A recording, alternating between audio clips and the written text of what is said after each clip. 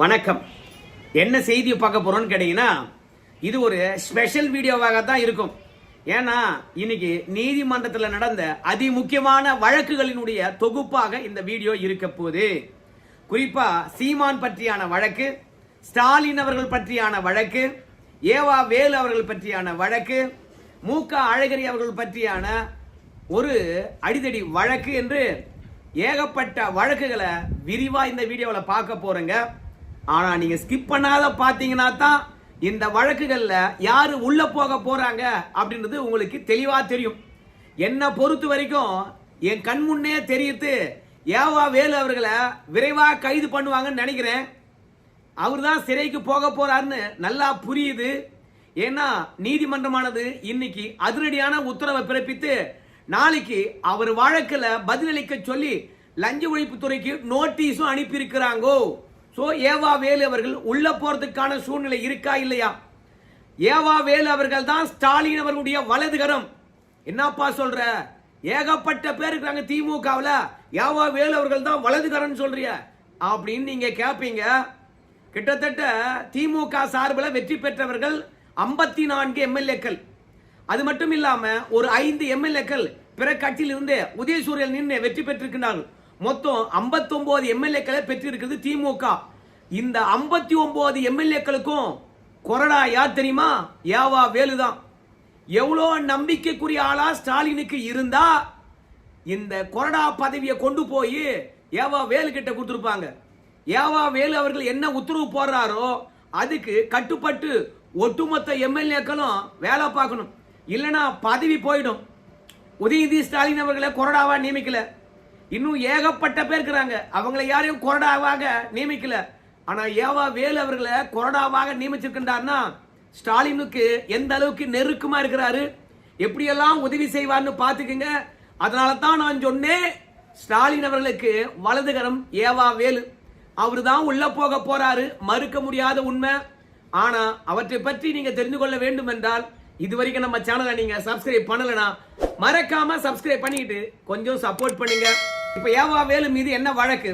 ஒருங்கிணைந்த சாலை பணியினுடைய ஒப்பந்தம். சாலையே போடாம ஒப்பந்ததாரருக்கு பணத்தை கொடுத்தது. ஏன் சாலையே போடாம பணத்தை கொடுத்தாங்கன்னா, அடுத்த முறையும் நம்ம ஆட்சி தான் வரப்போகுது பார்த்துக்கலாம் அப்படின்னு சொல்லிவிட்டு ஒப்பந்ததாரருக்கு பணத்தை தூக்கி கொடுத்தாங்க. ஒன்று, எந்த சாலை நல்லா இருக்குதோ அந்த சாலை மீதே கான்ட்ராக்ட் விடுறது, அப்புறம் சாலை போடாமே பணத்தை அபேஸ் பண்றது. அதான் திட்டம். ஒப்பந்ததாரருக்கு சாலை போடாமையே துட்டை தூக்கி கொடுக்குறாங்கன்னா அந்த பணம் எங்க வந்திருக்கும்? அறப்போர் இயக்கமானது இந்த விஷயத்தை கண்டுபிடித்து விட்டது. கண்டுபிடித்து நீதிமன்றத்துக்கு கொண்டு சென்றது. அதிமுக இன்பதுரையும் போய் வழக்கு போட்டார். ஏங்க, ஒருங்கிணைந்த சாலை மேம்பாட்டு திட்டத்தில் சாலையே போடாம காசு ஆட்டைய போட்டிருக்காங்க அப்படின்னு வழக்கு தொடுத்தார்கள். உடனடியாக அன்னைக்கு இருந்த லஞ்ச ஒழிப்பு துறையானது எப்படிங்க வழக்கு எடுத்து விசாரிக்கும்? அதான் நீதிமன்றத்துக்கு போனாங்க. அடடா, இந்த வழக்கு நீதிமன்றத்துக்கு போனதுனால கண்டிப்பாக ஏதாவது உத்தரவு வரும் என்பதனால எந்த ஒப்பந்ததாரருக்கு சாலையே போடாம பணத்தை கொடுத்தாங்களோ அந்த ஒப்பந்ததாரர் அவசரமாக சாலையை போட்டு முடிச்சிட்டார். அதற்கு பிறகு ஆட்சி மாற்றம் வந்தது. பிறகு ஏவா வேலு வீட்டில் அதிரடியாக லஞ்ச ஒழிப்புத்துறை சோதனை செய்தது. ஜூன் 25, 26ஆம் தேதி சிங்கப்பூர் போயிட்டாரு. திரும்பி வருவாரா வரமாட்டாருன்னு தெரியல. ஏன்னா இந்த வழக்கில் நம்ம ஏவா வேலு அவர்களை கைது பண்ணி விசாரிக்க வேண்டும் என்று லஞ்ச ஒழிப்புத்துறை நினைத்தது. சம்மன் அனுப்புனாங்க. ஏப்பா, கிட்டத்தட்ட இந்த ஜூன் மாதம் 15க்கு பிறகு எப்போ வேணுமானாலும் சம்மன் அனுப்புங்க, நான் ஆஜராகிறேன். நான் இந்தியா திரும்புவதே ஜூன் 12ஆம் தேதி தான். அதனால ஜூன் 15க்கு நீங்க சம்மன் அனுப்புனா வருவேன் அப்படின்னு சொல்லி நீதிமன்றத்தில் லுக் அவுட் நோட்டீஸை கேன்சல் பண்ண சொன்னாங்க. நீதிமன்றமும் ஒரு தடை விதித்தது. உடனடியாக வந்தாரு, லஞ்ச ஒழிப்புத்துறை இடத்துல போய் ஆஜரானாரு, விளக்கம் அளித்தாரு. ஆனா நம்ம ஏவா வேலு அவர்களை பொறுத்த வரைக்கும் லுக் அவுட் நோட்டீஸுக்கு தடை தான் இருக்குது. அதனால அந்த தடையை ஒட்டுமொத்தமா நீக்கி நான் ஃப்ரீயா வெளிநாடு போறதுக்கான வாய்ப்பை கொடுங்க அப்படின்னு சொன்னாங்க.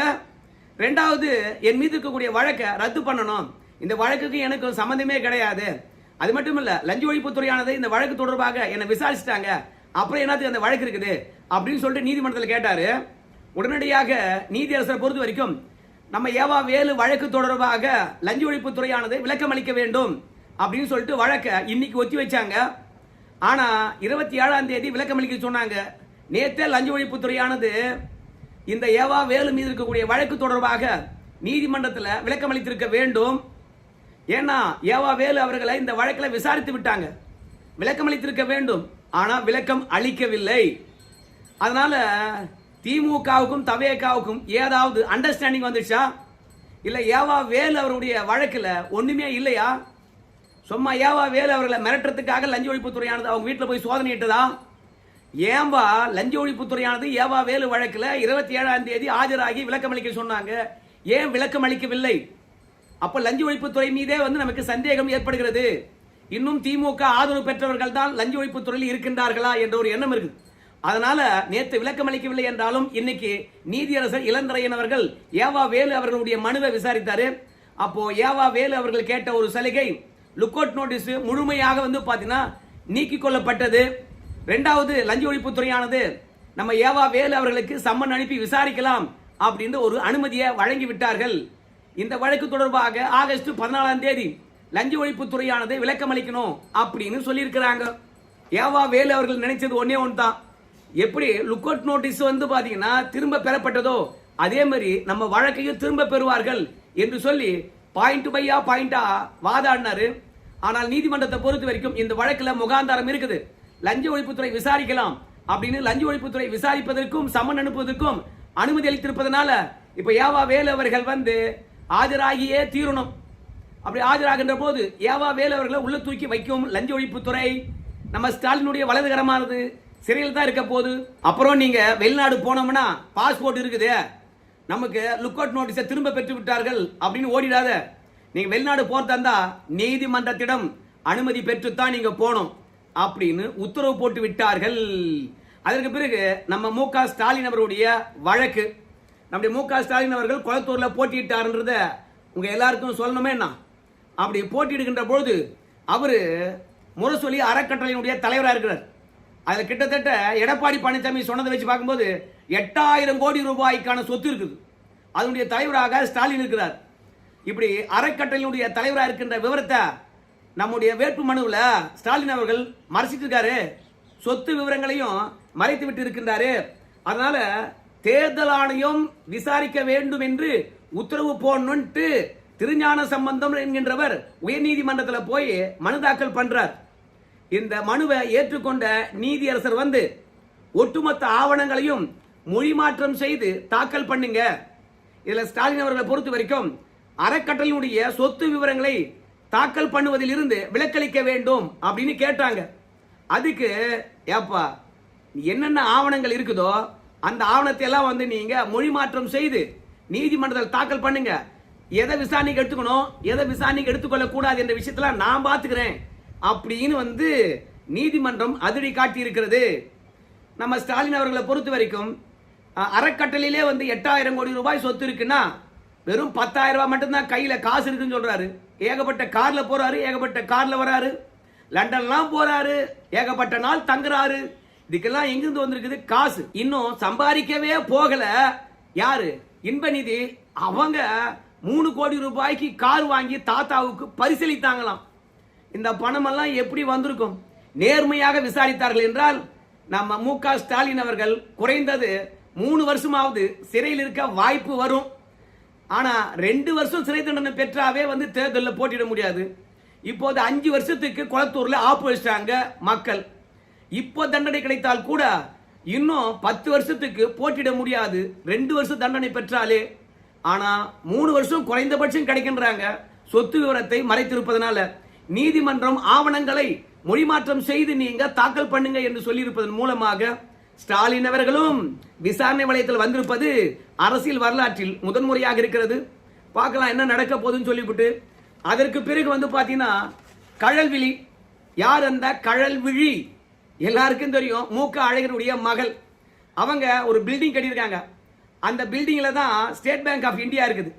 அந்த ஸ்டேட் பேங்க்ல இருக்கக்கூடிய ஒரு மேனேஜர், ஏமா லிப்ட் ஒன்று கெட்டு போச்சு, அதை சரி பண்ணணுன்றதுக்காக உங்க அசிஸ்டன்ட்டுக்கு நான் போன் பண்ணேன், அவங்க போன் எடுக்கல அப்படின்னு சொல்லிட்டு இந்த அம்மா வர வச்சு பேசிக்கிறாங்க. இந்த அம்மா உட்காந்து பேசுகின்ற போது மேனேஜர் அவர்கள் கையை இப்படி வச்சு கேட்டாராம், ஹேய் நான் எவ்வளவு பெரிய ஆளு, அரசியலும் சரி அதே மாதிரி வருமானத்திலும் சரி தொழிலதிபர்லையும் சரி எவ்வளவு பெரிய ஆள், என்கிட்ட எப்படி நடந்துக்கணும் நீ அப்படின்னு சொல்லிட்டு கோவப்பட்டு பலார்னு ஒன்று அடிக்கிறாங்க. உடனடியாக காவல்துறை இடத்துல போய் அந்த பேங்கின் முதன்மை மேலாளர் நமச்சிவாயம் அவர்கள் வந்து அடையார் காவல் நிலையத்தில் போய் புகார் அளிக்கின்றார். உடனடியாக சாஸ்திரி நகரில் இருக்கக்கூடிய காவல்துறையினர் வந்து கயல்விழி அவர்களை அழைத்து விசாரணை நடத்துகின்றார்கள். அவர் மீது 4 பிரிவின் கீழாக வழக்கு பதிவு செய்யப்பட்டிருக்குது. தாக்குதல், மிரட்டுதல், ஆபாசமா பேசுதல் மற்றும் பணி செய்ய விடாம தடுத்தல், இந்த 4 பிரிவின் கீழாக வழக்கு பதிவு செய்திருப்பதனால மூக்க அழகிரி மகள் கம்பி எண்ணுவார்கள் என்பதுல மாற்று கருத்து கிடையாது அப்படின்னு சொல்றாங்க.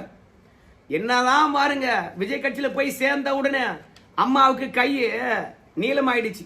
இத காவல்துறை அடக்கியே தீரணும். அதற்கு பிறகு சீமானுடைய வழக்கு நீதிமன்றமானது சாட்டையை சுயற்றி இருக்கிறது நம்ம விஜய் அரசாங்கத்தை பார்த்து. ஏங்க விஜய் மீது யாராவது அவதூறு பரப்புனாங்கன்னா இல்ல கொலை மிரட்டல் விட்டா கைது பண்ணி உள்ள தூக்கி போடுறீங்க, ஆனா சீமான் மீது அவதூறு பரப்புறாங்க, ஆபாசமாக படங்களை சித்தரிக்கின்றார்கள், உண்மைக்கு புறம்பாக பொய்க்கட்டு கதைகளை அவுத்து விடுறாங்க. ஆனா அவங்க மீது நீங்க நடவடிக்கை எடுப்பது இல்லையே. அரசியலில் வெற்றி தோல்வி சகஜம்தான், ஆனாலும் சீமானவர்கள் தவிர்க்க முடியாத ஒரு ஆளுமை தெரியுமா? அப்படி இருக்கும்போது அவர் மீது அவதூறு பரப்புகின்ற போது நீங்க ஏன் நடவடிக்கை எடுக்கல?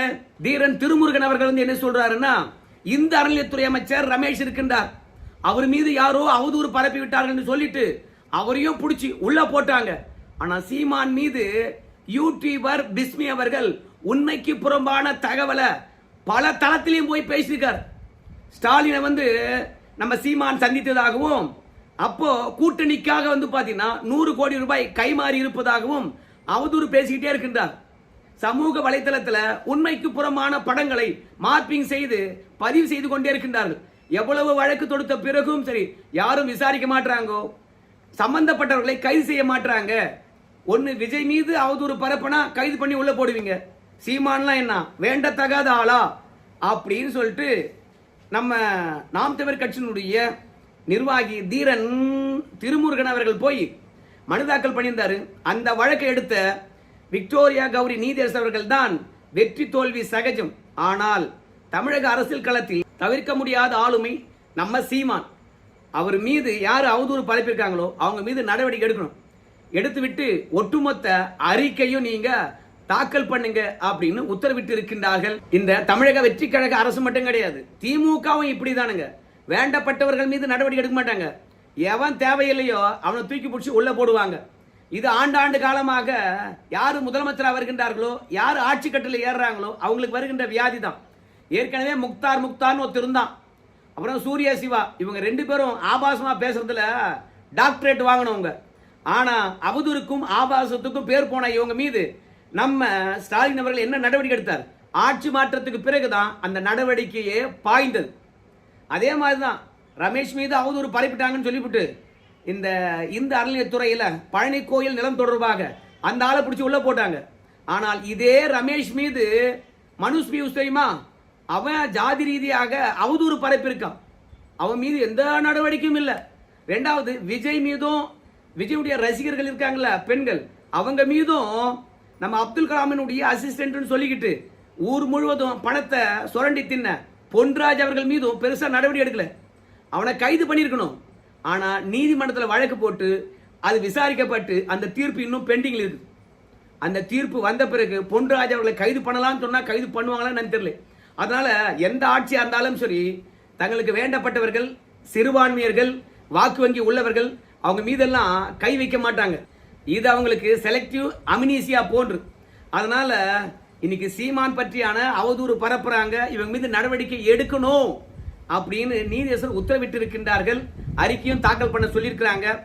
எப்போதும் சரி சீமானுக்கும் விஜய்க்கும் 7.5 சீமானை எப்படியாவது முடக்கி விடலாம் அப்படின்னு தான் நம்முடைய விஜய் அவர்களுடைய குறிக்கோளா இருக்குது. ஏன்னா கொள்கையற்ற கூட்டம் ஆட்சி ஆளுகின்ற போது கொள்கையுடன் ஒரு மனுஷன் திரியிறான்னா அது இடிக்கும், குத்தும். கொள்கைன்றான், அந்த கொள்கை மண்ணாங்கட்டி என்னன்னு நமக்கு தெரியல. இந்த சீமான பூச்சி உள்ள தூக்கி போட்டாதான் அந்த கொள்கை என்ற வார்த்தையை விடுவான். தமிழன் சொல்றான், நம்மளாம் தமிழன் இல்லாத இந்திக்காரனா அப்படின்னு. சீமானால விஜய்க்கு ஒரு நெருக்கடி இருக்கிறது, ஒரு நெருடல் இருக்குது. அதனால சீமான் மீது யார் அவதூறு பரப்பினாலும் சரி அது ஒரு அசிங்கமா இருக்கட்டும், ஆளுமையை காலி பண்ற மாதிரி இருக்கட்டும், அப்படியே போட்டுன்னு சொல்லிட்டு இந்த பிஸ்மி அவர்கள்லாம் வந்து பாத்தீங்கன்னா கைது பண்ணல. ஏன் பிஸ்மி அவர்களை கைது பண்ணல? இந்த பிஸ்மி தான் வந்து பாத்தீங்கன்னா விஜய்க்கு இல்லாத பிம்பத்தை கொடுத்தவனே. அதனால இந்த பிஸ்மியை தூக்கி உள்ள போடணும். யார் இந்த பிஸ்மி? பிஸ்மி யார? அவனும் ஒரு கிறிஸ்துவன். அதனால தான் அவ்வளோ பாசம். சரி நண்பர்களே, இந்த வீடியோ தொடர்ந்து உங்க கருத்து சொல்லுங்க. நன்றி.